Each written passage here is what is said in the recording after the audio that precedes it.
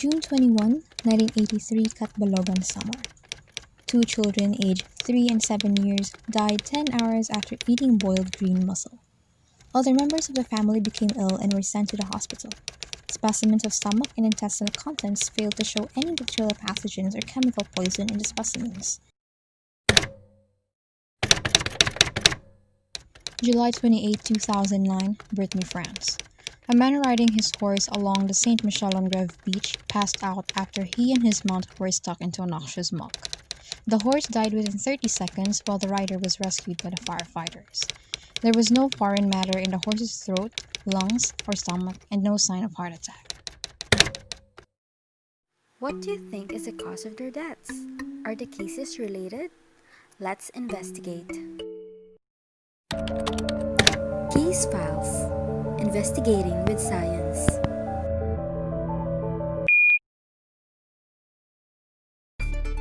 Case number 1. Suspect: green mussel. Findings: plankton samples confirmed the first toxic red tide in Philippine waters, which is in Maqueda and Villarreal Bay, Samar. Culprit: Pyrodinium bahamense var compressum was later identified as the red tide causing organism.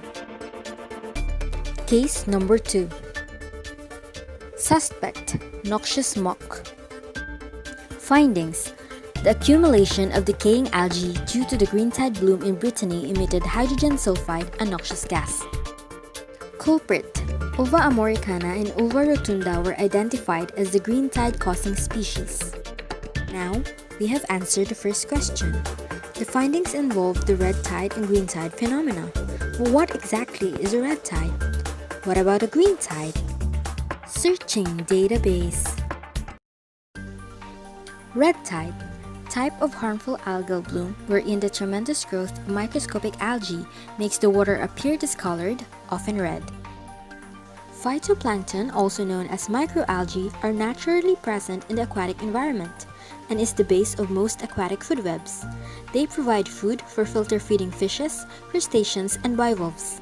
However, blooms or rapid growth of phytoplankton can be detrimental to the aquatic environment. Green tide, large growth or accumulation of green seaweeds that have been increasing in magnitude and frequency. It is a fast-growing macroalgal bloom.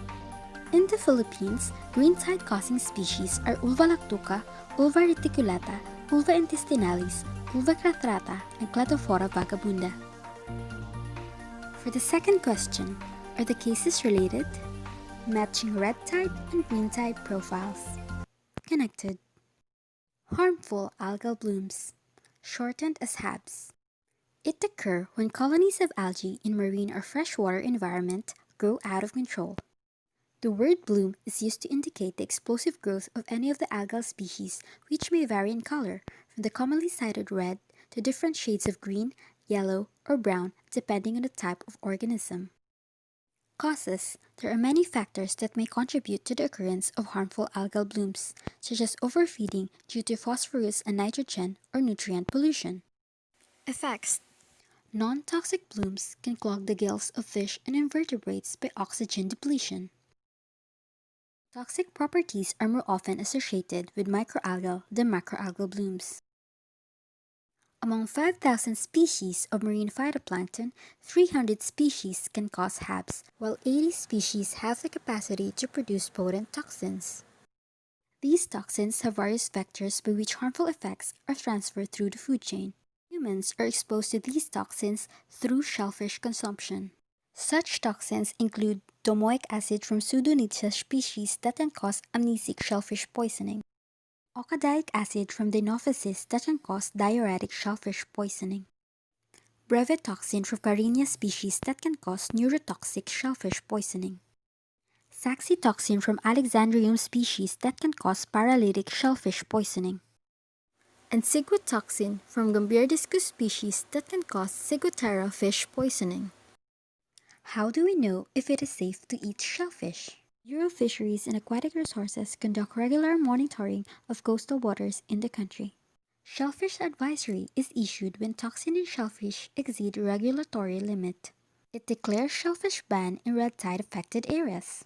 When blooms subside, shellfish purify themselves of the toxin. Can we end harmful algal blooms?